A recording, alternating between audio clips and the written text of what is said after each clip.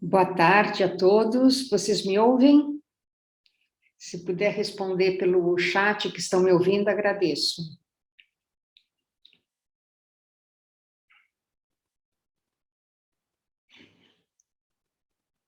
Obrigada. Obrigada, Miguel, Luiz, José Gabriel, ótimo.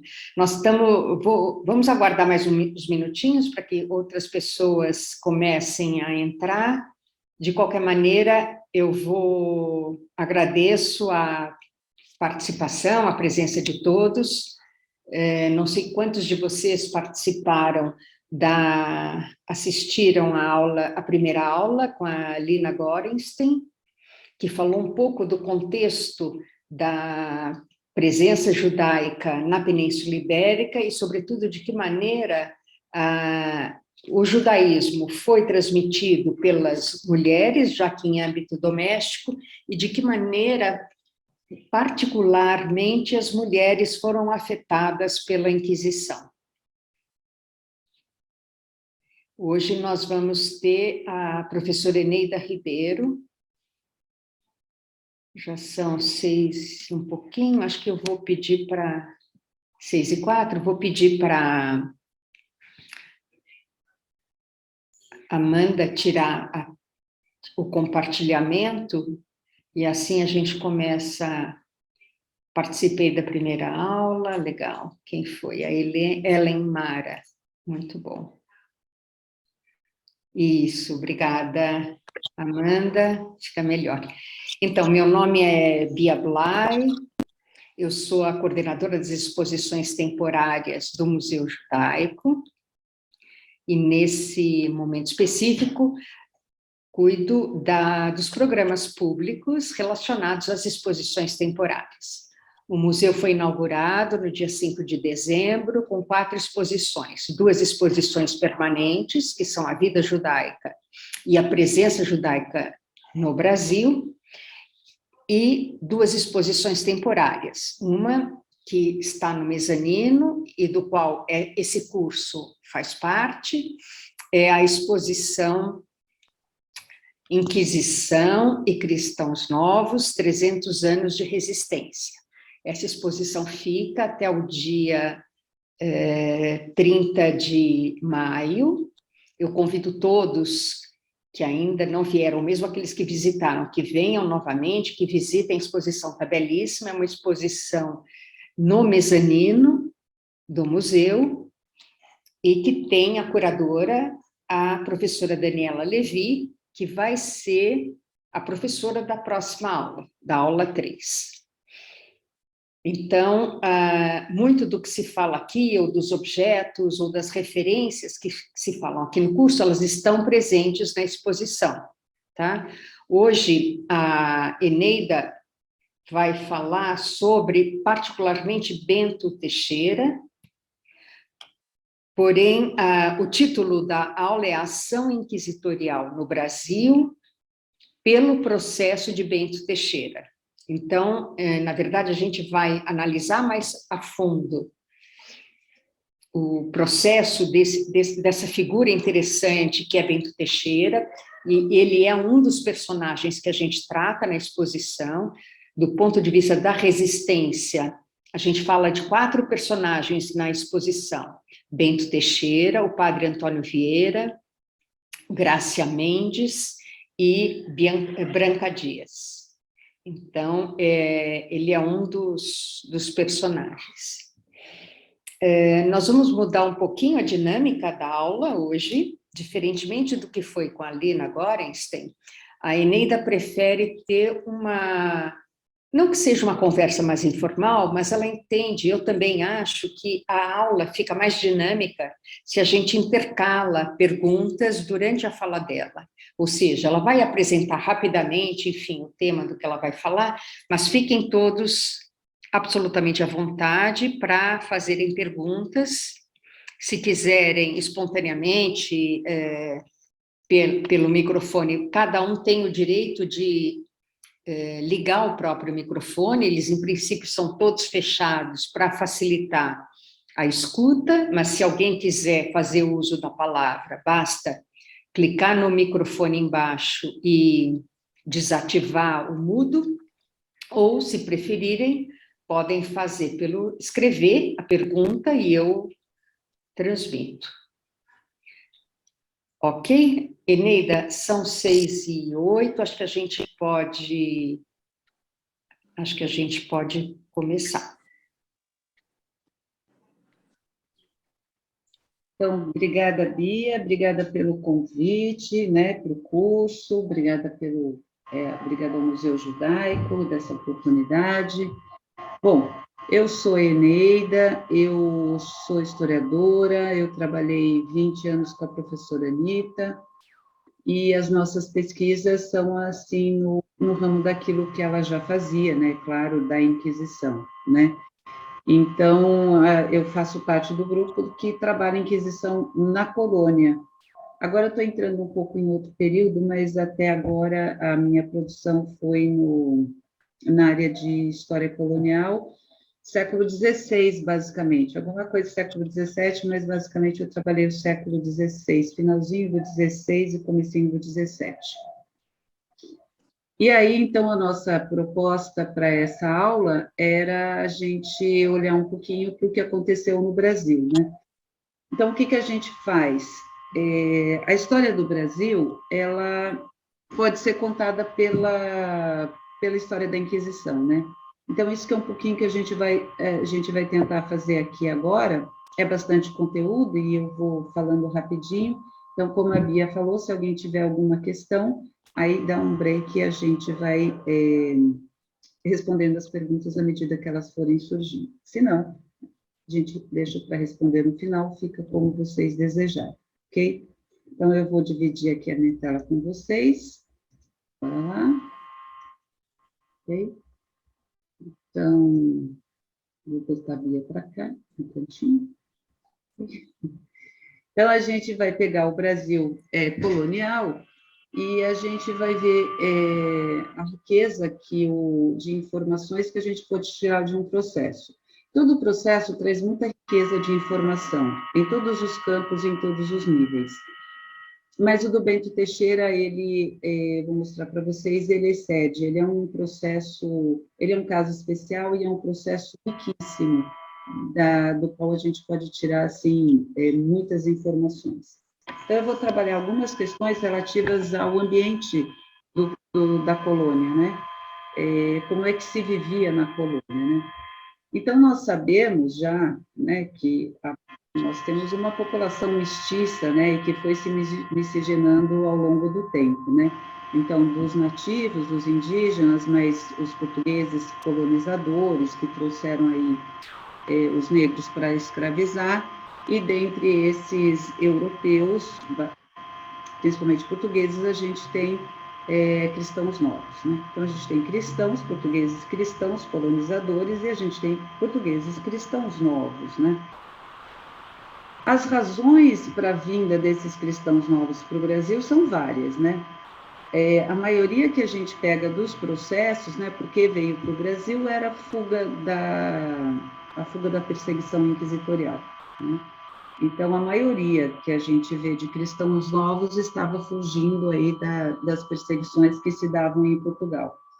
Alguns vinham com o interesse da colonização mesmo, da exploração das riquezas, sim, mas pelos registros que a gente tem, e os nossos registros são os registros inquisitoriais, e a gente vai lendo um processo atrás do outro, um processo atrás do outro, as razões mesmo mais profundas era essa fuga das perseguições, né? Então, a família, por exemplo, do Bento Teixeira vem para o Brasil porque grande parte dos familiares já tinha sido preso, vizinhos e amigos já tinham sido presos, né? Então, eles fogem, né? Então, grande parte faz por isso, né? Depois, com a Lina, na aula da Daniela Levi, ela vai falar um pouco das atividades econômicas, eu não vou entrar nisso porque já é uma área específica da aula da Daniela, né? Mas só adiantando que a gente vai ter cristão novo em todas as atividades econômicas e políticas, todas. A gente vai encontrar esses cristãos novos em todas todas as atividades, sejam elas atividades econômicas ou políticas ou sociais, a gente está encontrando esses cristãos novos. Bom, que apito tocava, né? O que faziam esses cristãos novos do ponto de vista religioso, né? Então, deixa claro que não tem judeu. O judeu é proibido na Península Ibérica, né? O judaísmo é proibido. Logo, eu não tenho judeu em Portugal, eu não tenho judeu na Espanha, eu não tenho judeu na colônia brasileira. Não tem, é proibido. A expressão cristão nova, né, ela se aplica desde a Espanha, desde a conversão da Espanha e depois a conversão em Portugal, aquele que vai ser convertido ao cristianismo. E aí pode ser o convertido de forma espontânea, fez porque quis, acreditou na nova religião, ou fez obrigado, né, não tinha saída e foi obrigado a se converter. Mas aí surgem alguns termos que talvez que seja interessante a gente esclarecer, né? Como é a vida religiosa desse cristão novo no Brasil? A gente vai encontrar grupos diferentes. Então, são todos cristãos novos, de judeus, né? Porque a gente também fala, em Portugal se usa o termo cristão novo de muçulmano, mas aqui a gente não vai usar, que o cristão novo é o cristão novo de judeu. A gente vai encontrar aquele que vai virar cristão verdadeiro, gente, e assim cria na religião, em Jesus, e vai fazer seguir todos os dogmas e seguir todos os preceitos da religião. Então, são cristãos verdadeiros, né? Vão sofrer também, mas são cristãos verdadeiros. Depois, a gente vai ter mais dois grupos desses cristãos novos, que a gente divide entre cripto-judeu e marrano. O cripto-judeu é fácil da gente identificar, é aquele que não aceita o cristianismo e aí vai seguir escondido as práticas judaicas, né? Ou, melhor dizendo, aquilo que ele lembrava ou que ele ficou sabendo das práticas judaicas, né? O que tem que ficar muito claro para a gente quando a gente fala em Brasil colonial e judaísmo? Não tem judaísmo. Então, a gente não tem os livros, né?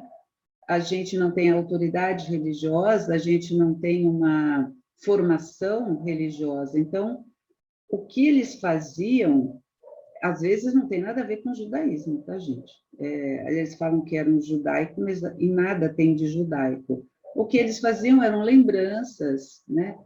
Ou de quem estava próximo da conversão, mas aqui a gente está, né, há bastante tempo da conversão, e era o que os pais passavam para os filhos, o que os mais velhos passavam para os mais novos, né? Então, quando a gente fala em criptojudaísmo, a gente está falando desse grupo que vai manter aquilo que lembra, aquilo que sabe das práticas judaicas, né? Não necessariamente o judaísmo. O marrano é um conceito que tem bastante discussão. Então, a primeira questão relativa aos marranos, o primeiro conceito é relativo ao judeu, porque é uma palavra que vem de porco, né? E como os judeus não podiam comer porco, então o marrano é o que não come porco. Mas isso ficou lá para trás, há muito, muito tempo atrás, e a historiografia já tem trabalhado com conceitos de marranismo bem diferentes, né? A gente usa o marrano, e aí lembrando aqui da professora Anita Novinsky, né, que fez um conceito bem interessante para esse marranismo brasileiro, é o homem dividido, é o cristão novo dividido. Então, é aquele que não consegue migrar para o cristianismo, porque não é a religião na qual ele acredita, também não consegue abandonar o judaísmo. Então, ele não é nem judeu, nem cristão, é cristão novo, né? Então, é um marrano que está dividido entre esses dois elementos religiosos, né? Que caracteriza bem o homem moderno, né? Então, se a gente for pensar filosoficamente, o homem moderno é o homem dividido, né? Está sempre entre dois extremos. E aí, a gente usa o marranismo aqui para exemplificar esses colonos, essas pessoas divididas entre essas duas religiões, né? Então, ela ouve, a Anita transcreve de um processo, né, uma fala de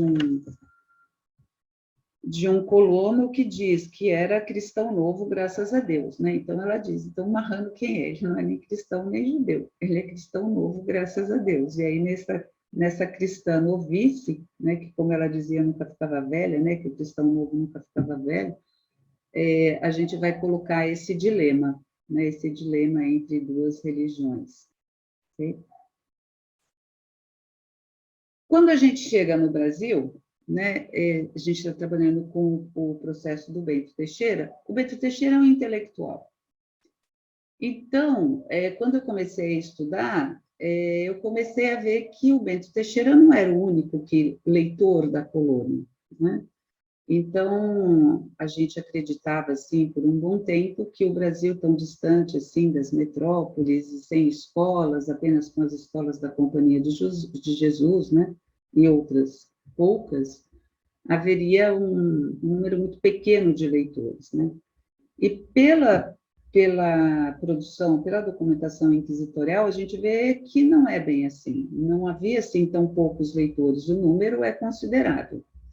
É claro, a gente está dentro dos limites do que a colônia permitia, né? Então, não vamos pensar que a gente tem, assim, dezenas de intelectuais produzindo filosofia, não é isso. Mas havia entre os colonos, e em especial dos cristãos novos, uma sede por leitura. Então, o que acontece? Como é que esses livros chegavam ao Brasil, né? Eles chegavam escondidos, né?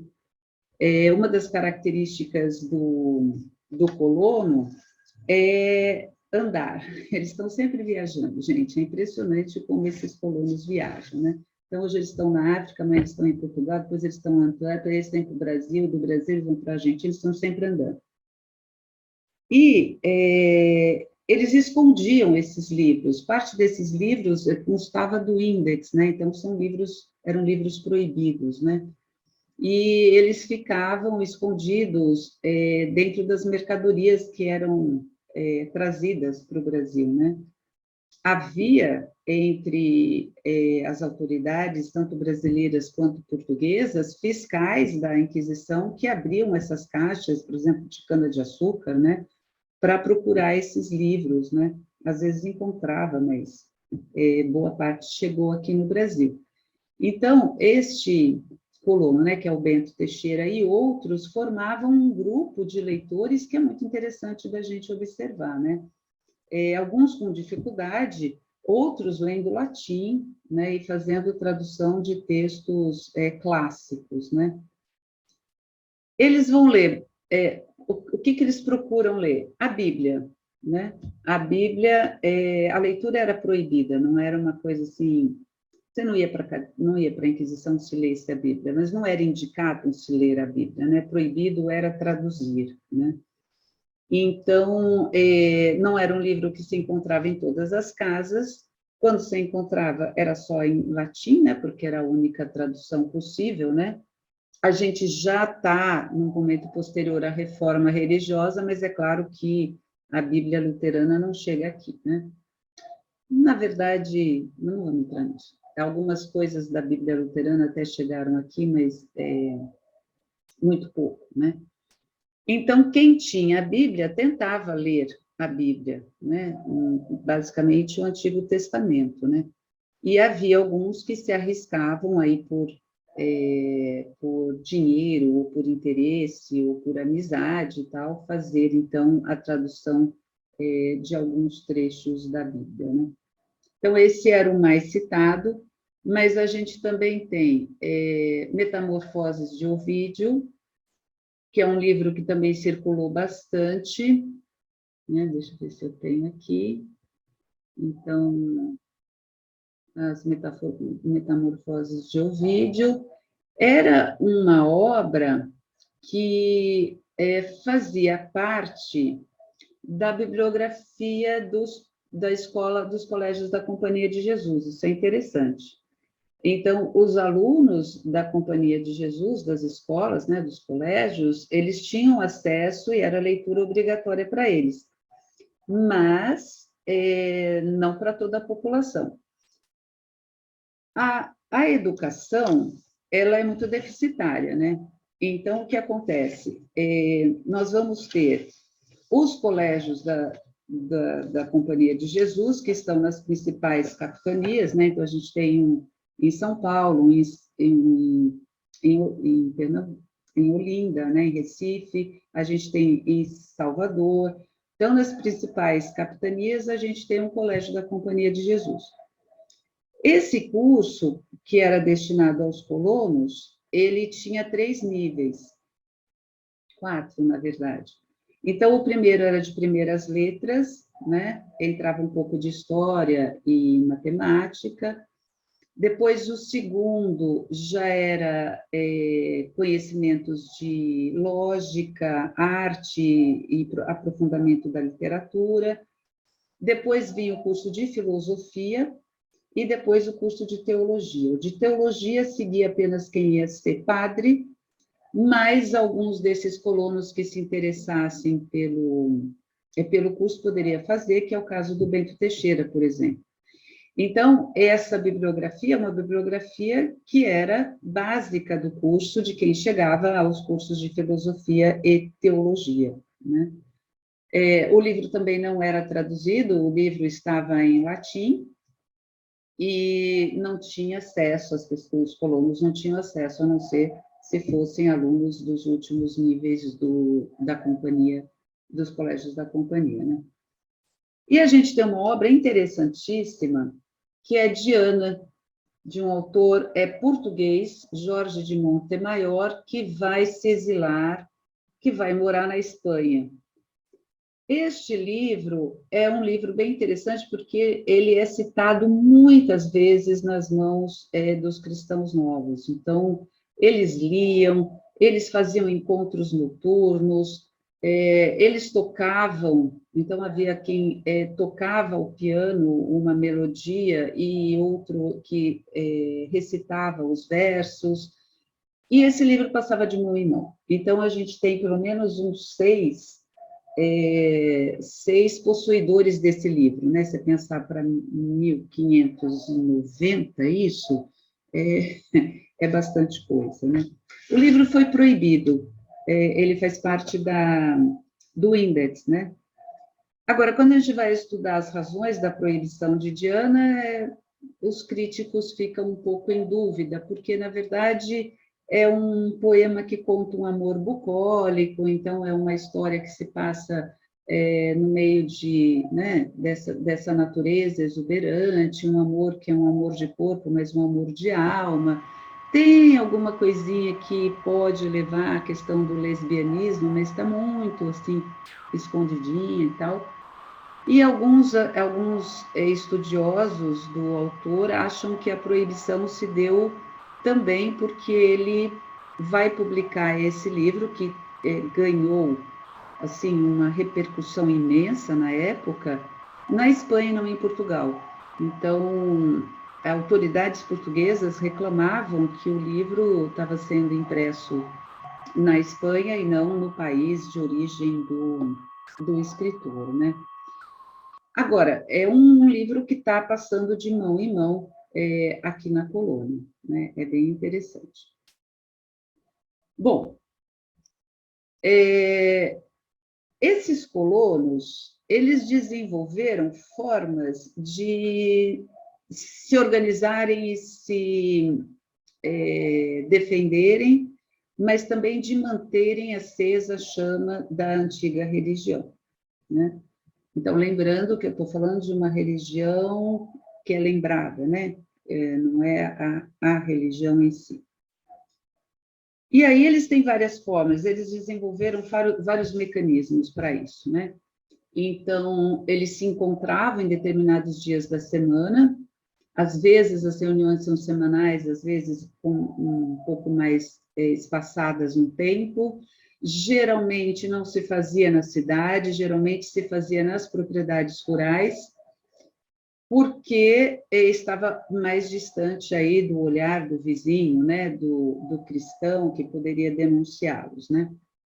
Essas reuniões, seja no campo, seja na cidade, elas são chamadas de esnogas. Então, as reuniões de cristãos novos eram chamadas de esnogas. E havia, assim, vários artifícios para se avisar uma esnoga, né? Então, por exemplo, a gente tem o caso de um cristão novo que amarrava um pano no pé, disfarçando um possível machucado no pé, e ele andava arrastando o pé com esse lenço amarrado, seria um dos códigos para avisar que naquele dia haveria, então, uma reunião da esnoga, né? Mas geralmente, isso na cidade, né? Mas geralmente as reuniões se davam no campo,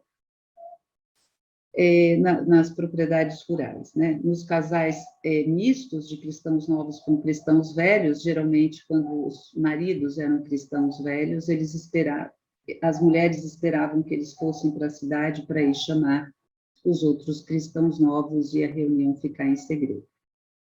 A gente tem, assim, as duas esnogas mais famosas, que são a esnoga de Camaragibe e a esnoga de Matuim, onde se discutia bastante essas questões. O Bento Teixeira vai fazer parte dessas reuniões, né? O que eles vão discutir nessas reuniões? Então, vão tentar ler, né, o Velho Testamento, alguém um deles que sabe que pode contar as passagens do Velho Testamento. No nosso caso, no caso do nosso Bento Teixeira, ele faz a tradução para algumas mulheres, para algumas pessoas, e eles discutem algumas práticas judaicas que eles gostariam de fazer. Então, eles tentam saber quais são, quem lembra, quem está sabendo, quem soube, estudou alguma coisa sobre essas práticas judaicas para poder praticá-las na colônia, né, escondidas. E assim a gente vai levando a vida, né, até 1591. É interessante também a gente lembrar outra questão. Nas cidades, a gente não tem questão de privacidade. Então, as casas eram vigiadas constantemente pelas pessoas, pelos vizinhos, né? Os quintais se encontravam, as casas ficavam abertas, elas eram próximas e ficavam abertas, né? Então, a gente não tem a questão da privacidade nos centros, nas vilas, né? Não vou falar em centro urbano, mas nas vilas, que nesse começo o que a gente tem são vilas, né? E então, havia uma prática de vigiar o vizinho que é muito constante, né? De saber o que está acontecendo na casa do vizinho. Desculpe, Neida, posso fazer uma pergunta? Claro, pode, Não, claro. eu fiquei curiosa, primeiro, duas coisas. Primeiro, em saber para onde o Bento Teixeira foi, quer dizer, em que cidade ou região que ele mora. E a segunda, quando você falou que as mulheres participam dessas nogas, dessas conversas, eu fiquei pensando, porque eu imagino que elas não poderiam frequentar a escola do colégio jesuíta, não? Elas eram alfabetizadas ou haveria... Como é que se dava, digamos, a educação de uma pessoa que não fosse um intelectual, digamos, mas eu fico pensando, ok, você pode dizer que os colonos que trabalhavam na terra, na cana-de-açúcar, nos engenhos, não eram alfabetizados, mas havia uma, entre parênteses, classe de comerciantes, uma classe média que não trabalha a terra, mas que precisaria se alfabetizar, pelo menos para fazer uma conta no lápis, né? Como é que se dava essa educação, assim, no meio médio, digamos? Então, vamos lá. A resposta ao Bento Teixeira eu vou te dar daqui a pouco, quando eu entrar no Bento, tá? A educação. A gente não tem escola, nas escolas da Companhia de Jesus, as mulheres não podem entrar. Então, elas não têm uma educação formal, mas elas têm uma educação em casa. E, às vezes, professores particulares, por exemplo, Bento Teixeira, poderia dar aulas para elas. Então, as famílias contratam os professores. O que a gente vai ter como educação além da Companhia de Jesus, porque os cursos eram pagos, todos eles são pagos. Então, quem vai poder participar dessa educação formal, né, é essa burguesia ou os senhores de engenho, né, que tinham dinheiro e comerciantes. A gente tem duas escolas, a escola do Bento Teixeira, ele tem uma escola, ele monta uma escola, ele vai andar bastante, tá? Espírito Santo, ele vai para Salvador, ele vai para Pernambuco, em Pernambuco ele faz várias paradas, onde ele vai, ele monta uma escola.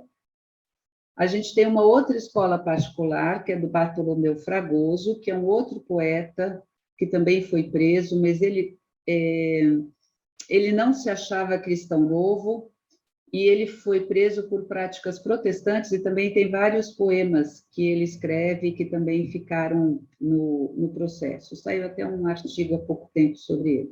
Então, você tem essas escolas particulares. E aí, para quem pode ir, são só quem tem dinheiro, são os meninos e só quem pode pagar. E havia também as aulas particulares. Então, sejam grandes senhores que têm dinheiro para contratar, por exemplo, Bento Teixeira foi contratado várias vezes para dar aula particular para os filhos desses senhores de engenho, né? Para as mulheres, olha, Bia, não sei te dizer como elas aprenderam a ler, mas todas essas mulheres liam e liam muito. Liam e liam muito. Então, dessas mulheres que faziam esses encontros, né, que a gente vê que estão nos processos que o Bento Teixeira conta, e são muitas mulheres, elas sabiam ler, sim, e liam bastante. Escola para mulher, a gente tem uma só, que é a da Branca Dias, que é a Branca Dias, que era esposa do Diogo Fernandes. Eles chegaram aqui no Brasil e eles tinham um engenho. Esse engenho foi incendiado pelos indígenas, e eles ficaram meio sem ter como sobreviver, e ela monta uma escola de moças.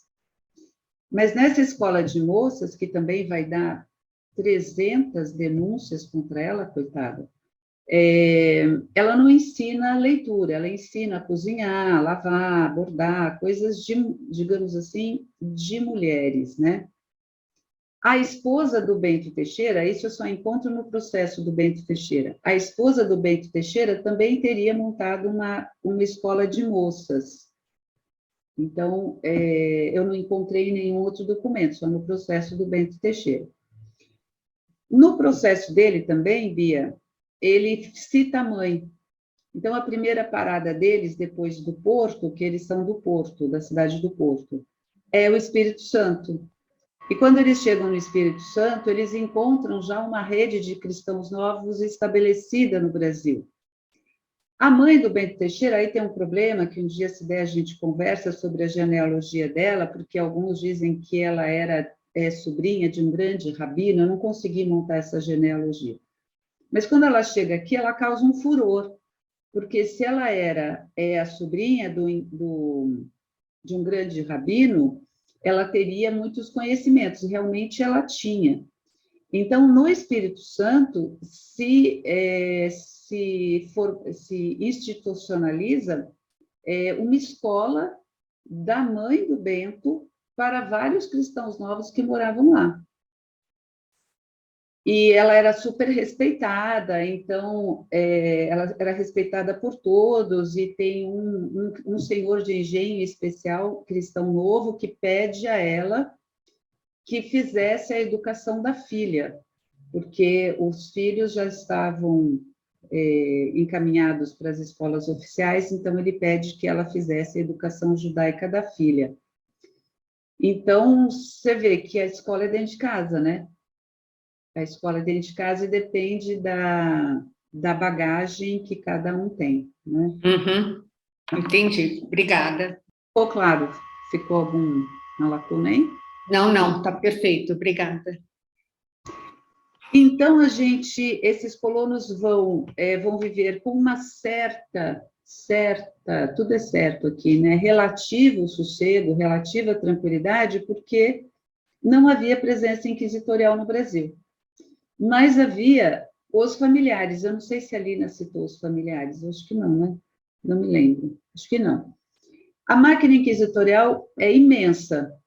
Não, ela não citou os familiares. Acho que era legal você explicar, porque o termo é confuso, né? Quando você fala por familiar, fica confuso. É legal você falar.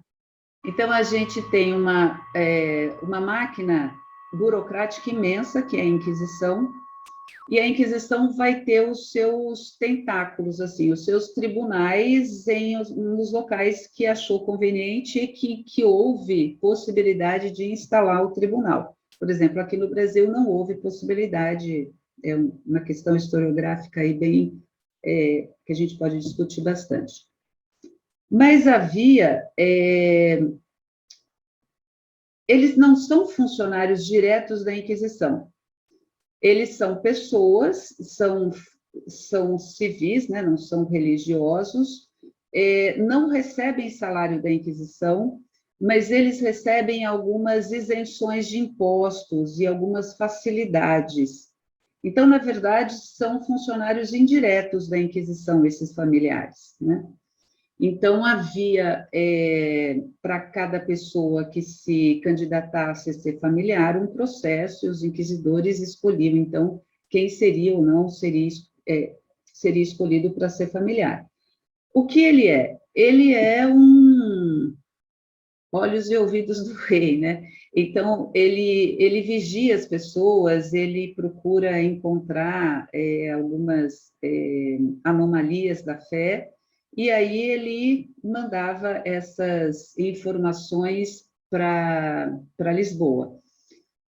No caso brasileiro, como não houve tribunal, todos os processos de brasileiros estão linkados à Inquisição de Lisboa, né? Então, todos os nossos réus vão para Lisboa e não não para os outros tribunais de Portugal, tá? Então, esses são os familiares. Então, são pessoas comuns que ficam vigiando a vida dos outros e que têm alguns privilégios e algumas isenções de impostos, né? Então, a gente só tinha esses familiares aqui no Brasil, né? Não havia o tribunal. Agora, no finalzinho do século XVI, a gente tem essa ação inquisitorial no Brasil, que eles chamam de visitações, né? A gente vai ter duas visitações no século XVI, mais uma no século XVII. Então, em 1591, vai chegar um inquisidor-geral, que é Heitor Furtado de Mendonça, e ele vai ficar na Bahia entre 1591 a 1593.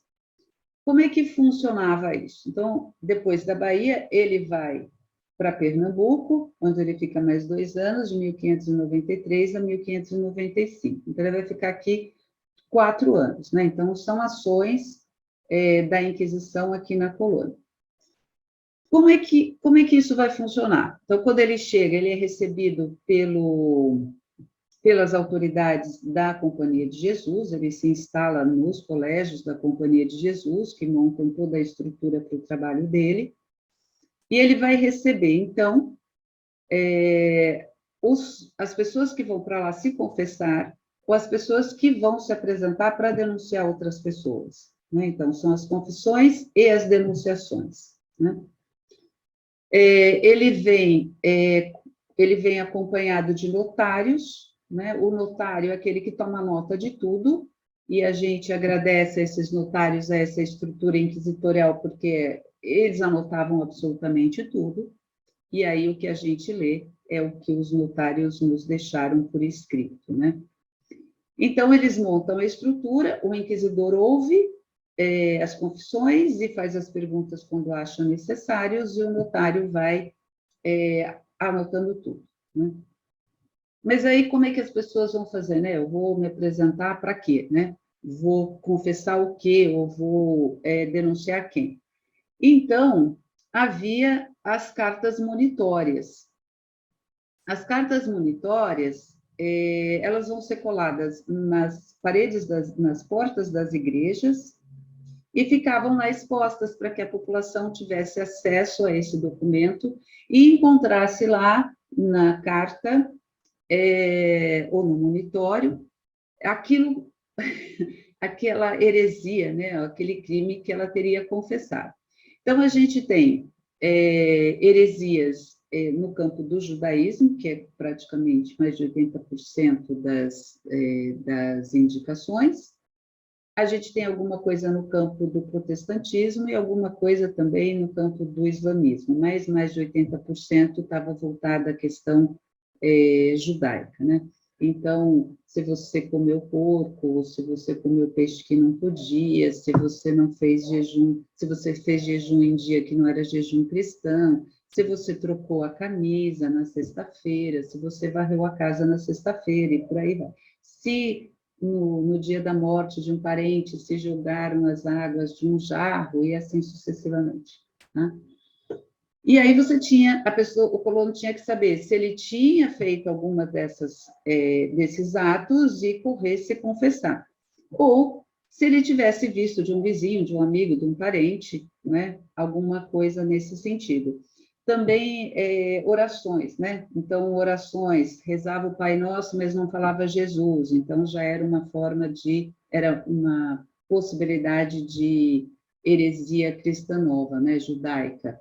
Ou os cristãos novos não tinham muito respeito com as questões da missa, a hóstia e tal, então, se eles vissem na missa alguém desrespeitando a hóstia, mastigando a hóstia, deveriam denunciar, tá? Então, isso estava colocado nas cartas monitórias, né? É interessante que eu falei das questões de vigiar, né? A gente tem o caso de um aluno do Colégio da Companhia de Jesus, que na quinta-feira pegou a canetinha dele, tinteiro, né? E tocou na camisa do colega da frente que ele achou que fosse cristão novo. E esperou chegar no sábado, né? Na sexta-feira. Não, no sábado, desculpa. E aí, no sábado, ele chegou de camisa nova, camisa que não tinha mancha de tinta. Eu disse, bom, esse aqui é judeu, porque na sexta-feira fez a troca de camisa, né? Então, vocês vejam que não era só a camisa branca, né? Era assim, deixa eu ver se ele vai trocar de camisa. Ele podia vir com outra camisa suja, né? Mas não, ele veio com a camisa sem a tinta, então, provavelmente, ele era cristão novo. Então, vejam que a questão do vigiar é constante, né? Bom, vamos correndo, porque a gente está com 15 minutos, né? Deixa eu ir embora. Já? Eneida... 18h45 aqui. Nossa, passou... Não, mas nossa aula vai das 6 às 7h30, então estamos bem. Então tá bom. Eneida, eu só vou te interromper mais uma vez para lembrar a todos que nós temos uma carta monitória na exposição aqui no Museu Judaico. Então, quem tiver curiosidade em ver esse texto original, visite a exposição. E antes também que você parta para falar do Bento Teixeira, acho que era legal colocar a pergunta da Eneida, não, a pergunta da Janaína Salvador Cardoso. Ela quer saber se, além das leituras propriamente ditas, se há informações de outras práticas judaicas que aconteciam nessas esnogas, nessas reuniões secretas.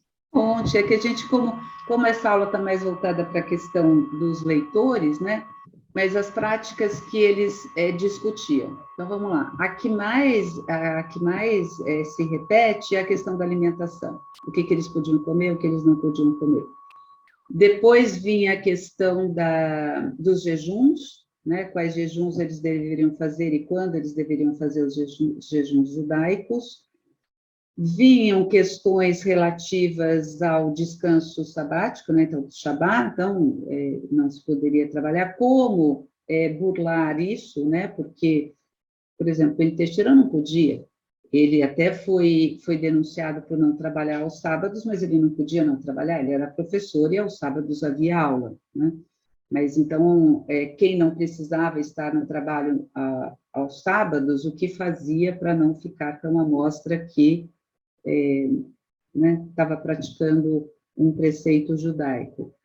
A gente tem a questão que repete bastante dos ritos funerários, né, como enterrar, amortalhar em tecido novo e limpo, a moeda, ou na boca ou na mão, aí cada um fala uma coisa, onde deveria ser colocada a moeda no corpo do morto, jogar a água dos cântaros quando se enterrava o corpo. Por incrível que pareça, a gente tem uma discussão de circuncisão, é apenas uma, mas há. Então, o Bento discute isso lá no Espírito Santo. Ele é convidado, ele é menino ainda, devia ter uns 14, entre 13 e 15 anos, quando ele está no Espírito Santo, e ele é convidado por vizinhos a se circuncidar. Isso gerou um problema muito sério na família, porque a mãe era favorável, mas o pai socou a mãe e o menino, bateu mesmo, porque era comum, né? Era entregar que eram todos judaizantes, né? O menino não foi circuncidado. E a gente tem mais uma mulher, que agora não me lembro o nome dela, que circuncidava os filhos, né? Então, ela descreve que chorava enquanto a criança sangrava, não sei como foi feita essa circuncisão.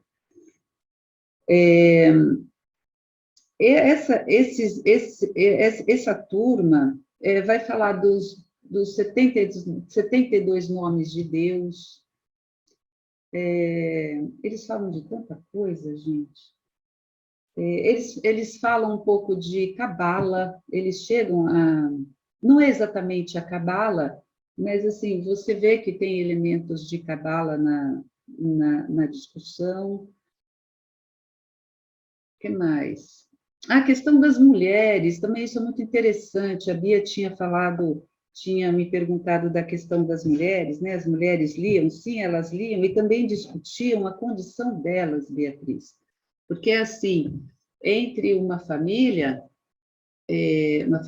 rica, a mãe, que era cristã nova, casada com um cristão velho, fazia essas reuniões com o Bento Teixeira, escondida do marido. E ela chamava a filha, que tinha essa educação feita pela mãe e também pelo Bento Teixeira, né, porque ela chamava a filha para ouvir o que o Bento Teixeira dizia.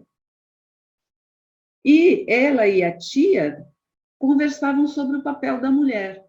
Então, esse papel da mulher que, né, deveria ser submisso, a mulher, quando menstruada, não podia tocar em nada, que a mulher não deveria ter o direito de estar discutindo coisas, né, essas coisas da religião judaica, e uma delas levanta a mãozinha e diz assim, olha, eu sou, dizendo ao Bento Teixeira, né, que estava repreendendo, né, como que as mulheres queriam ter essa participação tão intensa. E ela diz, o senhor não entendeu, aqui nós somos gente de pedra e cal, então somos mulheres e estamos aqui para discutir também.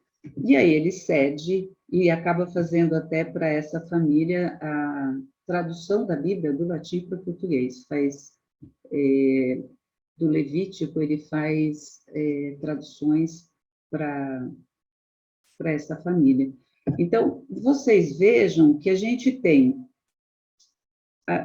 na cabeça como as coisas funcionam, né? Então, a gente acha que é assim, o homem manda, a mulher obedece, a sociedade funciona assim, e quando a gente vai ler esses documentos, a gente vê que dentro de casa as coisas são diferentes, né? Então, nem tudo é acatado de forma muito pacífica, está todo mundo feliz com isso, não.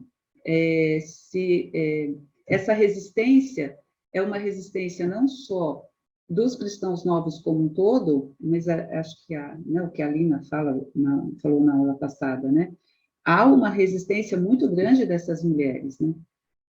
Então, eu estou falando aqui dessas mulheres da colônia, quando a gente vai para a leitura do processo do Bento Teixeira, em que há várias mulheres relatadas nesse processo, então a coisa ganha proporções ainda bem maiores, tá? Mas não sei se eu respondi, Bia, pergunta para ela se a questão dela foi respondida satisfatoriamente. Enquanto isso, eu vou apresentar, então, o Bento Teixeira para vocês. Então, ele vem para o Brasil, a família é da região do Porto, né, como eu falei, parentes perseguidos, então a família com certeza foge para o Brasil por conta disso. O casal, já falei da mãe, né? O pai, a gente tem muito pouca informação, era comerciante mediano, vai deixar para os filhos essa bodega, sei lá o que eles tinham, esse comércio, né? São 2 meninos, o Bento Teixeira é o mais velho e tem um irmão. Os dois vão, então a primeira parada é o Espírito Santo, tá? Depois eles vão para a Bahia. O Bento Teixeira, quando chega aqui, chega com uma idade entre 5 a 6 anos de idade. Ele chega muito menino, então vai para o colégio dos jesuítas, o irmão também. O irmão não é denunciado, é interessante isso, o irmão não é denunciado. Também, em algum lugar, alguém diz que ele é professor, mas devia ser professor particular, porque ele nunca teve uma escola. Ele continua a atividade comercial do pai, junto com o Bento, e ele não é denunciado. Ele aparece 2 vezes nas denunciações, mas não é denunciado por judaísmo, né? E eles vão seguir o curso do colégio, né? Então, assim, era uma família não de poucas posses, né? Porque, vejam, 2 filhos no colégio, né? Não era coisa pouca, né? O Bento Teixeira vai escrever o primeiro poema laico, né? Porque a gente publicado no Brasil. A gente tem as obras do Padre Anchieta, né? Mas obra de um autor laico, a primeira é a prosopopeia, né? Então, o Bento Teixeira, quando a gente vai estudar a história da literatura, o primeiro autor é o Bento Teixeira, né? Ele vai escrever a prosopopeia, que a gente vai ver lá na frente, né? Então, ele vai ser denunciado, ele tem muitas denúncias, muitas mesmo. Quando a gente lê as denúncias, a gente tem um misto, um sentimento misto, assim, a gente percebe que quem o denuncia porque eles sabem que ele era judaizante, ou, bom, vamos manter assim, depois eu discuto isso, que ele tinha algumas práticas judaizantes, mas, por outro lado, ele também demonstrava práticas cristãs que ele tinha que praticar sendo um professor. E muitos tinham amizade com ele. Então, tem uma coisa assim, eu preciso denunciar, mas eu não gostaria. E tem o grupo que o odiava mesmo, e aí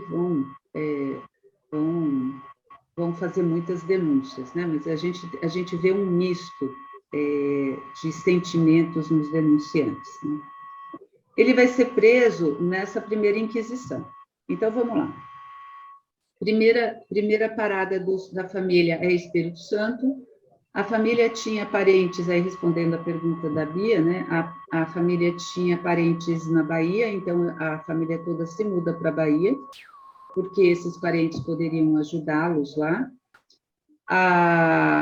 Os pais morrem na Bahia, então os meninos ficam órfãos. E aí, o que acontece? A gente tem algumas pessoas, alguns comerciantes, alguns senhores de engenho e padres que vão manter os meninos, né? Então, eles ajudavam a pagar algumas contas no colégio, eles davam roupetas. É claro que, assim, estou falando do Bento, que eu não sei do irmão, né? O Bento não fala do irmão. Então, a gente discute alguma coisa aqui, eu traduzo um trecho da Bíblia lá e ele ganhava uma roupa, né? Isso com os não religiosos, né? Os religiosos, alguns acompanharam a vida acadêmica do Bento, auxiliando, né? Porque agora ele tinha menos condições. Eu acredito que eles se mantiveram com a atividade comercial. De Salvador, da Bahia, aí ele vai para Pernambuco, tá? E aí ele tem várias paradas em Pernambuco. Ele tem um problema, que é a esposa. Ele vai se casar com uma mulher cristã nova, chamada Filipa Raposo. Parece que eram não sei como a gente pode mencionar, mensurar a paixão, mas eu acho que ele gostava muito dessa mulher. Eles tiveram um casal de filhos, esse casal de filhos é citado uma vez só e nunca mais se fala neles, a gente não sabe se essas crianças viveram, sobreviveram, se ele tem descendência, porque eles são citados apenas uma vez, né? E a mulher o traía muito, muito, mas põe muito aí, tá, gente? Então, ela o traía com amigos e com alguns padres, dois padres. E aí ele vai perdendo a paciência, mas ele ainda amava, então ele mudava de um canto para outro, carregava a mulher para ver se a mulher largava o amante, ela arranjava outro amante naquele lugar, ele ia para outro lugar, e até que a paciência dele termina e ele mata a esposa. Mata. Quando ele mata a esposa, ele vai se homiciar num convento, porque ele ia ser preso por homicídio, e aí ele se esconde num convento. Durante essa estadia nesse convento, ele não pôde mais praticar suas atividades comerciais. Então, há alguns amigos que o visitam no convento para levar ajuda material, né? E se disporem também, alguns se dispuseram a vender alguns escravos que ele tinha. Então, as coisas ficam assim, né? Ele tinha escravos, ele não era assim tão pobre.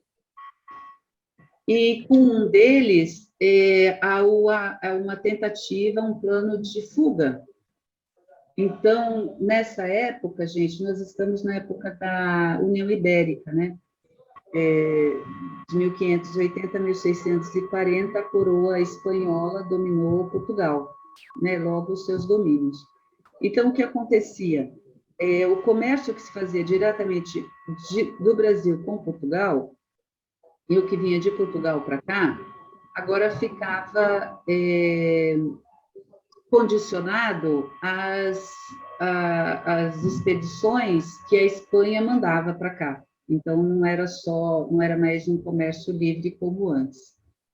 E a ideia desses dois amigos, né, do Bento Teixeira e esse amigo, era de pegarem a embarcação que ia para a Argentina, que ia para a região do Prata, para fugir do Brasil, né? Então, ele fugiria não só por ser cristão novo e estar recebendo denúncias, mas também para fugir da pena que o levaria à prisão, no caso da esposa.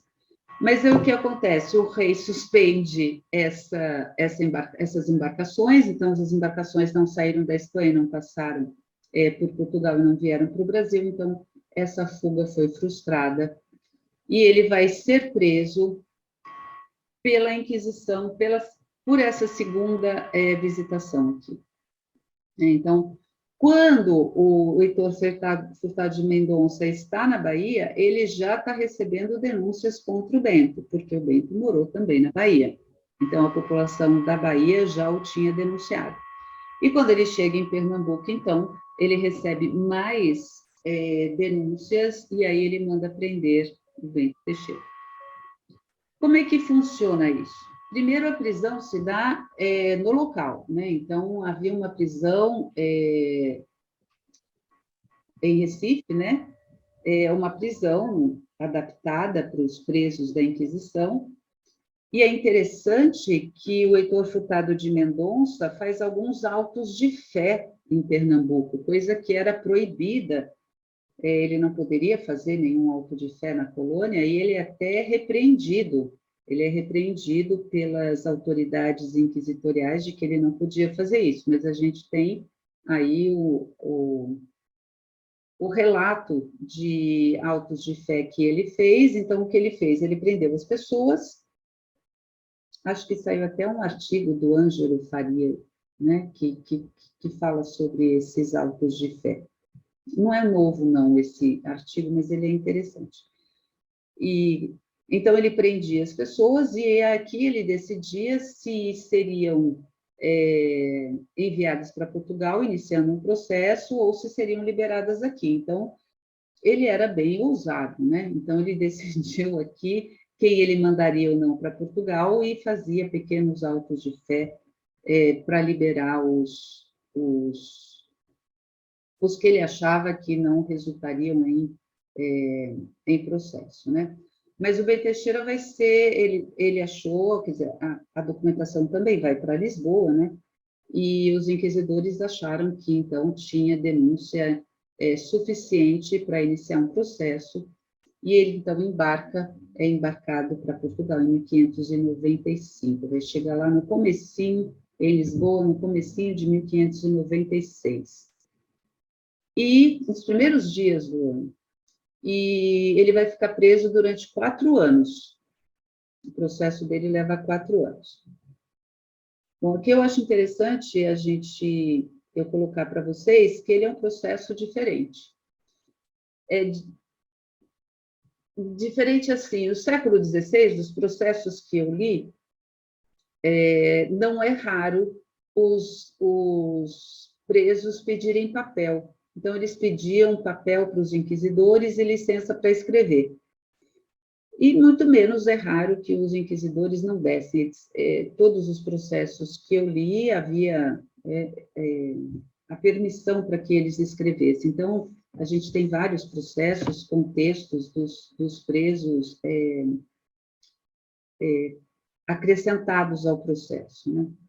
Então, isso não era para o século XVI, não era uma coisa rara. O raro é o caso do processo do Bem Teixeira, porque ele escreve muito, muito. Então, para vocês terem uma ideia, digitados os textos, eu transcrevi os textos dele, dão 71 páginas transcritas, digitadas. Então, imaginem o quanto ele não escreveu, né? Porque para eu transcrever 71 páginas, imagine o quanto ele não escreveu. Então, a gente vai percebendo, à medida em que a gente vai lendo os textos, que a cada texto a letra dele fica menorzinha, né? Porque ele tinha que escrever mais e tinha que aproveitar o papel. Então, assim, é muito texto. Isso chamou muito a atenção dos inquisidores, né? E a gente vai falar deles daqui a pouquinho. Bom, vou falar um pouquinho aqui do processo, para depois a gente ver aí como funcionou no caso do Bento, né? O processo é dividido em sessões. Então, em sessões de interrogatórios, e se a gente pegar os processos policiais modernos, é mais ou menos isso que os inquisidores faziam, né? Então, eles inspiram aí os processos inquisitoriais. Então, o que a gente tem aí no processo? Primeira coisa, a primeira sessão do processo, vai ser perguntado ao réu a biografia dele, né? Então, quem ele é, nome, todos os parentes, se puder, árvore genealógica, né? Então, pai, avós, padrinhos, se conhece bisavós, tios, se os tios, eles pedem o nome, a profissão, o local de morada, idade, e se são casados ou não, né? Então, ele teria que dizer que o tio dele era fulano de tal, comerciante, morador em tal lugar, mas já veio de Lisboa, por exemplo, do Porto, tem mais ou menos tantos anos, ninguém sabia a data, né, correta, então sempre mais ou menos tantos anos, e casado com X pessoas, e tinha tantos filhos. Não se soubesse os filhos, também tinha que dar os nomes dos filhos. Então, essa primeira sessão é uma coisa grande, assim, onde tinha que constar todas essas informações de parentes. Os bens que possuísse, as dívidas que tivesse, tudo isso é anotado, né? Eu não sei se a Lina falou, acho que a Lina falou na segunda parte da aula dela, mas é assim, quando a pessoa era presa, os bens eram confiscados. Confiscados não, sequestrados. Significa isso, que tudo que tivesse dentro da casa vai ficar em posse do Santo Ofício até o processo terminar. Então, é assim, todos os bens materiais, a casa em si, todos os bens que estiverem lá dentro. Então, era tudo minuciosamente descrito, né? Então, uma cadeira com 3 pés, um vestido com lacinho, com fita, essas coisas todas, né? Tudo é minuciosamente descrito. Os bens perecíveis, assim, comida, assim como escravos, aí fazia-se um leilão na rua, né? Quem tivesse passando levava esses bens, né? E escravos, se houvesse. E esses bens ficam, então, sequestrados.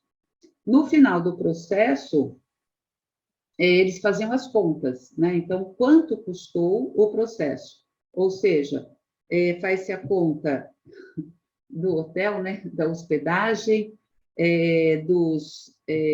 da comida, da alimentação, dos funcionários que serviram este réu, né? Então, quantos funcionários? Então, fica estipulado quanto é a parte do inquisidor, quanto é a parte do carcereiro, quanto é a parte do torturador, do médico, do advogado e assim por diante.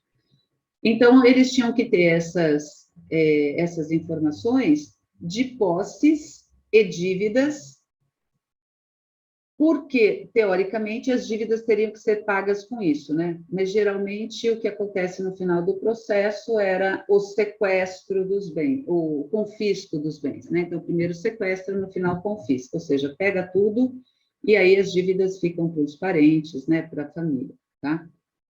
Então, essa primeira sessão. E aí dizer de que religião é, onde foi batizado, se é cristão, se não é, coisa assim, mais superficial. Essa era a primeira sessão.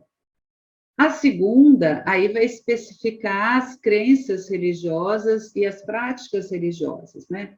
E aí se pergunta especificamente o que ele fazia, se ele ia à missa, se pedia que ele rezasse orações, via se ele sabia ou não, se ele vai colocar o nome da Virgem Maria ou de Jesus ou não, né? E aí vai ser perguntado se ele praticou algum rito judaico. Aqui entra uma outra questão muito importante para a gente entender a Inquisição Ibérica, que é a seguinte: tudo na Inquisição é segredo. Então, quando você é preso, você não sabe quais foram as denúncias que você recebeu, certo? Você foi preso por receber denúncias. Quais são as denúncias? O preso não sabe. Então, os questionamentos são feitos mais ou menos da seguinte maneira. Vou dar um exemplo aqui. Então, por exemplo, você fez há mais ou menos 5, 6 anos atrás, estando com algumas pessoas próximo do rio Capibaribe, estou chutando aqui o espaço, né? Alguma prática judaica? A pessoa tem que dizer, bom, 5, 6 anos, né? Em que lugar, fiz o quê? Então, a pessoa tem que fazer um exercício de memória, né? Então, aonde eu estava 6 anos atrás, o que eu posso ter feito há 6 anos atrás, que possa ter gerado uma denúncia. E aí, veja, ninguém vai dizer por que eu fui as denúncias que eu recebi. Eu vou ter que acertar as denúncias. Isso é uma coisa louca, né? Você vai ter que acertar as denúncias.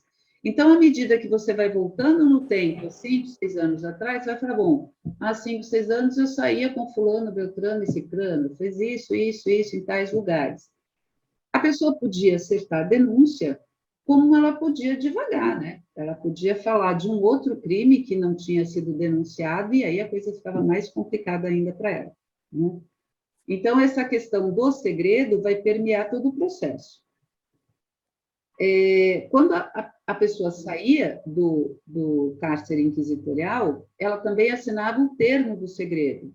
Significava que ela dizia que jurava guardar segredo de tudo aquilo que vira e ouvira dentro da prisão. Isso é um juramento que ela faz, é assinado. Quem não assinava, punha lá o dedo. Mas, geralmente, essas naturas, quando eles saíam, depois da tortura, então, dava dó de ver. Mas, se eles fossem pegos, se eles fossem denunciados, né, por contar alguma coisa para alguém, aí a coisa ficava mais complicada, porque aí era como o crime era de reincidência, e aí era mais difícil de terminar aí o processo de uma forma positiva, não, né? Mas menos negativa, digamos assim. E aí, o que vai acontecer? A gente tem uma outra sessão, que é assim, ele vai testemunhando, né? Então, ele vai confessando, né? Vai lembrando dos fatos, contando as coisas, apresentando nomes de pessoas. E aí era pedido para ele fazer uma lista de pessoas que os inquisidores deveriam tomar cuidado com as denúncias. Então, pessoas com as quais ele tivesse inimizade, com as quais ele tivesse brigado. A ideia é a seguinte: não acredite no que essa pessoa vai te dizer, porque ela não é uma pessoa confiável. Essa sessão era chamada de sessão de contraditas, né? Então, ele fazia uma lista, escrevia ou ditava para o notário aquelas pessoas em que não se acreditava, né? E depois ele tinha, então, os inquisidores tinham que entrar em contato com essas pessoas para verem se elas eram confiáveis ou não. Mas, a princípio, você tinha aí uma disposição do réu para que os inquisidores não aceitassem denúncias dessas pessoas. Essa era a sessão de contraditas. Bom, o que vai acontecer? Uma sucessão de interrogatórios, né? Uma sucessão de interrogatórios. Então, se os inquisidores achavam que estavam sendo que as confissões estavam dentro daquilo que eles esperavam, a coisa vai ser relativamente rápido. Relativamente rápido, a gente fala em 8 meses, tá? Agora, isso pode durar muito tempo, né? No caso do Bento, foram 4 anos, né? E também não havia, assim, entre um testemunho e outro, ou entre um interrogatório e outro, um tempo preciso. Às vezes, eles chamavam rápido, às vezes, eles deixavam meses, ou às vezes anos, a pessoa na cela esperando para ser chamada. Então, além da tortura de estar preso, né? Além da tortura de não saber qual vai ser o seu futuro, ainda tem essa inconstância. Podia me chamar hoje para a gente terminar logo, mas não, né? Isso se arrastava bastante, né? Bom, nesse processo todo pode haver tortura. Então, os inquisidores poderiam achar que, ó, eu perguntei, e você não quer confessar. Então, você, o réu, levava os inquisidores a agirem de forma que eles não queriam, usando a tortura, né? Então, quando começavam, antes de começarem, as sessões de tortura, o preso também assinava um outro termo de segredo, no qual ele dizia que, primeiro, guardar segredo de tudo o que acontecer ali, e de que ele era o único responsável pelas consequências daquela sessão de tortura, né? Então, se acontecesse alguma coisa com ele, os inquisidores não tinham nenhuma responsabilidade, né? Nenhuma culpa, porque, sim, está sendo torturado porque você quer, se você confessasse logo, não seria torturado, né? Dessa sessão de tortura saíam confissões. 24 horas depois da tortura, havia uma nova chamada para que ele confirmasse ou não as informações. Então, a gente tem presos que confirmam, né, a confissão que fez sobre tortura, e outros voltam atrás, né, porque sabem que confessando vai levar pai, mãe, irmão, filho para a prisão, né? Então, fala que não, que só falou aquilo porque era sobre tortura. E aí vai depender de processo para processo, se ele vai sofrer ou não mais sessões de tortura. No caso do Bento Teixeira, não houve sessão de tortura. Réus que ficaram presos com ele e até parentes dele sofreram sessões de tortura, mas o Bento Teixeira não, provavelmente por causa desse jogo que eu tenho que falar rapidinho para vocês. Então, só para fechar, o processo termina com uma sentença, porque não tem absolvição na Inquisição. Então, as penas podem ser a prisão num bairro específico de Lisboa, pode ir para as galeras do rei, né? Remar nas galeras do rei, que era uma rosa. Não, peguei perto mesmo. Não sei se tem alguém falando comigo. Acho que eu vou continuar. O degredo, né? Geralmente, se é brasileiro, vai para a África, né? Se é africano, vai para o Brasil, se é português, para o Brasil ou para a África. Essa pena de exílio, o degredo, ela geralmente vai de 3 a 5 anos, ia de 3 a 5 anos. A morte pelo garrote, seguida de fogueira. A morte pela fogueira sem o garrote, vai ser queimado vivo. E, por último, havia a fogueira em efígie, quando a pessoa ou morria, por exemplo, que é o caso da Ana Rodrigues, né? Não, da Branca Ruiz. A Branca Ruiz, ela foi... Branca Ruiz? Não, é a Ana Rodrigues mesmo. É a Ana Rodrigues. Ela vai ser presa com 80 e poucos anos e ela morre na prisão e depois, mesmo depois da morte, os inquisidores terminam o processo e decidem queimá-la. Mas aí queima em efígie, né? Certo? Queima depois de morte. Bom, então, acho que dando essas informações, a gente pode ir, então, para o processo do Bento, né? Essa daqui é a página rosto do processo. Esse processo tem 800 fólios, ou seja, tem 800 páginas. E parte dessas páginas foi escrita por ele, né? Então, diz lá, processo de Bento Teixeira, cristão novo, mestre de gramática, natural da cidade do Porto, morador na vila de Olinda, capitania de Pernambuco, no Brasil, preso nos cárceres do Santo Ofício da Inquisição de Lisboa. Então, essa é a página rosto, que tem mais uma informação que eu vou dar daqui a pouco, essa informação. Então, essa página rosto do processo. Né? Aqui são textos dele, ó. Vocês estão vendo? Essa aqui é a letrinha dele. Então, esses são os primeiros textos que ele escreve na prisão. Então, eu transcrevi aqui embaixo para vocês um pedacinho do primeiro parágrafo dele, que diz: Ilustríssimo senhor Heitor Furtado de Mendonça, inquisidor nessas partes do Brasil, a heréticas, pravidades e apostasia. Eu, Bento Teixeira, homem pobre, ele sempre vai falar que é pobre, tá, gente? Pedir esmola, mas pedir esmola também não era uma coisa incomum, mas depois a gente vê que ele tinha uma casa na melhor rua da cidade, ele tinha escravos, então, né, ele vai jogar, né?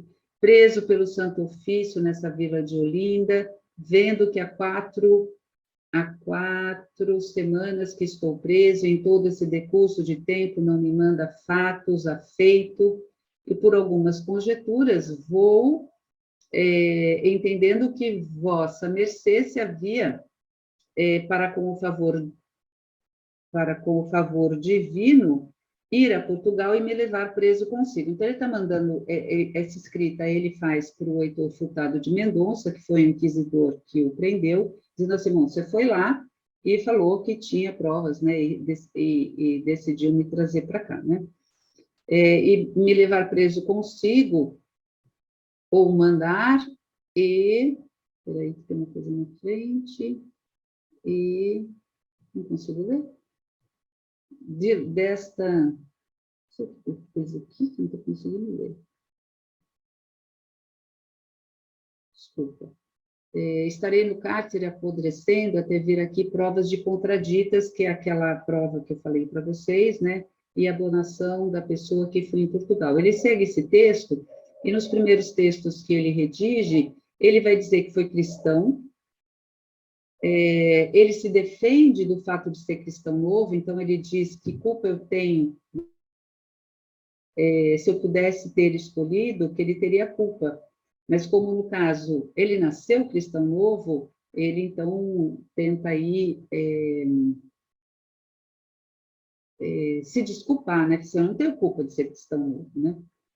Mas a partir dos próximos textos, como ele vê o que não dá certo, ele faz um jogo. Então como é que funciona esse jogo? Ele vai dando informações, algumas informações muito preciosas, então da colônia e da prisão, porque ele também denuncia a prisão do Santo Ofício.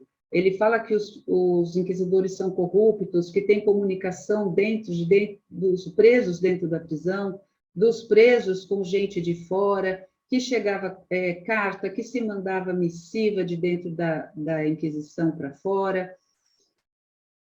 Então, ele vai dando gotinhas, né? E aí, o que acontece? Os inquisidores vão comprando essas histórias. Então, eles querem mais texto, eles querem mais testemunhos, eles querem mais confissões. Alguns nomes você encontra, a maioria deles, ou, vamos lá, 99% dos nomes que ele cita estão nos documentos inquisitoriais e documentos históricos outros que os inquisitoriais. Algumas figuras eu não achei. Então, tem pessoas hiper importantes, como o tio da Leonor Rodrigues, que é a mãe dele, que eu não consigo encontrar como sobrinha desse rabino importantíssimo que vai para Amsterdã. E tem uma outra pessoa que o ajuda bastante no Brasil, que eu também não consigo encontrar. Eu acredito que ele tenha jogado com 2 nomes e criado um terceiro nome. Mas aí o que ele faz? Ele vai tecendo esse jogo e, no final, ele confessa. Ele diz, olha, fui cristão novo mesmo, eu fiz todas essas esmogas, eu participei de todas essas conversas, eu li a Bíblia, eu traduzi a Bíblia, fiz por dinheiro, fiz forçado, porque era me necessitado, mas, citando textos em latim, citando a Bíblia, citando obras literárias, ele diz que se arrepende, ele joga com Jacó, né? Ele diz que se arrepende, que ele era outro do que tinha entrado. Ele se colocava à disposição dos inquisidores para convencer os réus presos a confessar. Então, ele faz um jogo que, de réu confesso, ele passa a auxiliar de inquisidor. E, no final, ele diz assim, olha, gente, estou muito tempo aqui, eu estou cansado, vocês não decidem a minha vida, o que vocês vão fazer comigo? Né? Então, eu estou correndo aqui por causa do tempo. Eneida, é isso que eu ia falar, desculpe te interromper, porque está super incrível, mas o nosso tempo está acabando e a gente tem perguntas, enfim, eu acho que é super importante a gente ouvir as dúvidas também. Então, vamos lá. Então, eu vou pegar uma aqui que tem a ver com o que você está falando agora. Ela pergunta, ou ele, é o JG, é o José Gabriel, se o processo demorava de acordo com a fortuna do condenado, uma vez que o sequestro dos bens servia para sustentar os custos desse processo. Se o condenado fosse pobre, sem bens, como é que essas despesas eram sustentadas? Aí ele pergunta, então o processo era mais rápido se a pessoa fosse pobre? Olha, eu acho que ninguém fez ainda esse levantamento de pobre e rico, mas os processos não têm regra. Não tem regra. Então, ele pode entrar, ser rico e ficar 8 meses, e ele pode ser rico e ficar 10 anos. A gente tem o Vila Real, não, Vila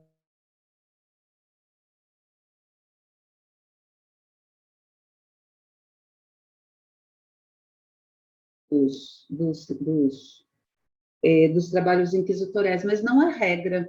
Então, por ser rico ou por ser pobre, não tem regra, ele pode ficar muito ou pouco. Agora, se ele não tem muito dinheiro, ele fica menos, isso é verdade.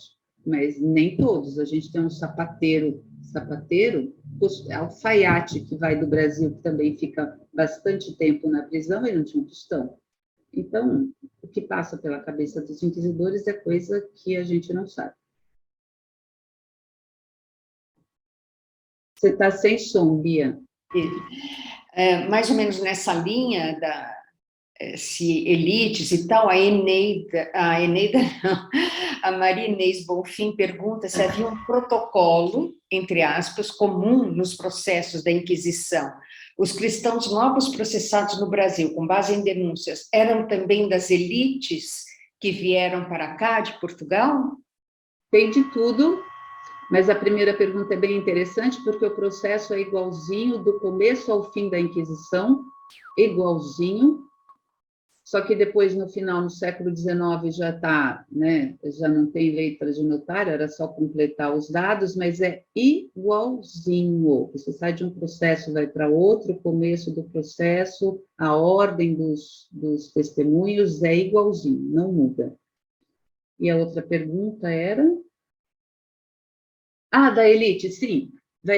A elite também será presa, que é o caso, por exemplo, da família do Antônio José da Silva, né? A família inteira é presa, né? Todos os parentes são presos, né? Então, não tem distinção aqui entre o nobre e o plebeu. Todo mundo é objeto. Mas, é claro que se não dá para confiscar nada, também não interessa muito, né? Então, se prende sim, mas o que interessa também você tem que ter pessoas com bens para poder confiscá-los, senão a máquina não andava. E tem uma pergunta referente, enfim, ao que você falou antes, do Miguel Faraneto. Ele gostaria de saber se o ladino se confundia com o português da época. Não tem, nessa época, eu não tenho nenhuma indicação de uso do ladino. Nenhuma. Não se usava o ladino, pelo menos, né, nessas fontes inquisitoriais, não tem nenhuma citação ao ladino. Não sei se a Lina está aí, ou a Daniela, se puderem colocar, mas eu não tenho nenhuma. Ok. Então, Neida, acho que agora eu pediria para você, enfim, encerrar o que ficou importantíssimo aí, que você acha que contar qual é o fim desse, porque agora está todo mundo curioso, querendo saber como terminou o processo do Bento Teixeira, e para você, enfim, fazer as suas considerações finais. Ok. O Bento Teixeira, o processo dele acaba em 1599, finalzinho de 1599, e a gente não sabe, a gente não tem informação ainda, pode ser que apareça documentos que nos digam o que aconteceu logo depois da soltura dele. A pena é a pena de cárcere, que é viver no bairro de Lisboa. Mas o que acontece? Lembram da página rosto que a gente viu aqui do nosso processo? Cadê a página rosto do processo? Aqui. Nesse cantinho aqui, do lado direito, né, está escrito que é falecido Bento Teixeira. Então, quando a gente começa a ler o processo, a gente já vê, falecido Bento Teixeira, foi encontrado em cama com febre, lançando algum sangue pela boca, segundo pude jogar de um pano. Isso é a escrita de um médico que havia, né, havia médicos e advogados, né? Mas os advogados eram funcionários da Inquisição e trabalhavam a favor da Inquisição. E esses médicos também presenciavam as sessões de tortura. Então, esse médico foi chamado para ver o Bento Teixeira e, quando chegou, ele estava morto. Então, se o Bento Teixeira saiu da prisão e voltou para se cuidar porque estava doente, ou se ele permaneceu na prisão e morreu ali, eu não consegui essa informação. De tudo que eu li, eu não achei essa informação.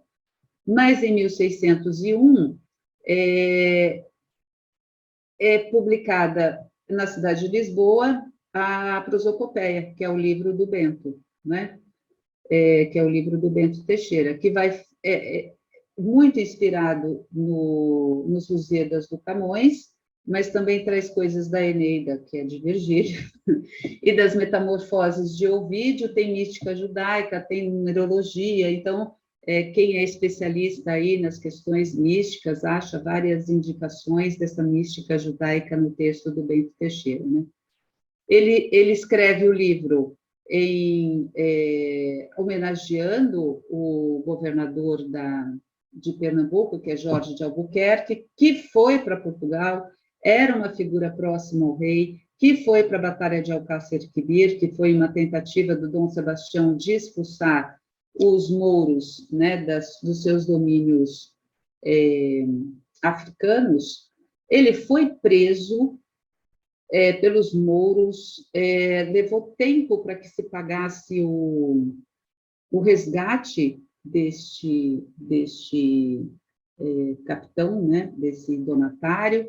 Vão 2 irmãos, né? Um é preso e o outro volta para o Brasil.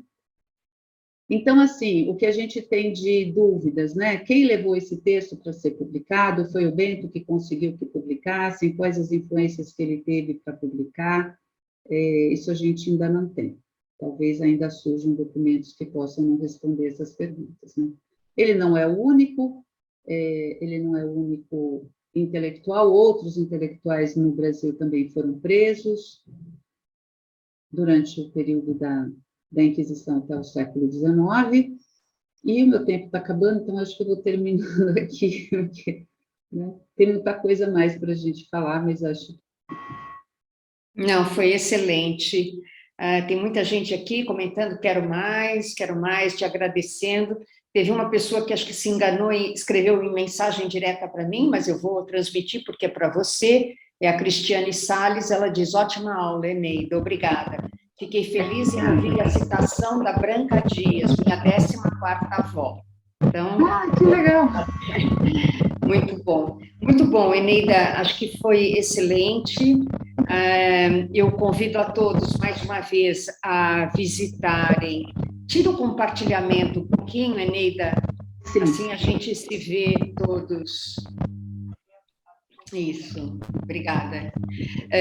Convido mais uma vez todos a visitarem a exposição, que fica até o dia 30 de maio, e convido também a todos a participarem da próxima aula, nossa última aula, com a Daniela Levi, que é a curadora da exposição, e vai falar sobre, agora me deu um branco, Eneida, Ela vai falar sobre as atividades econômicas dos cristãos novos no Brasil. Perfeito, exatamente, sobre a atividade econômica, tá bom?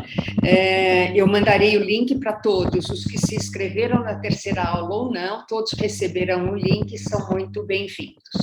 Muito bom, muito obrigada e boa noite a todos.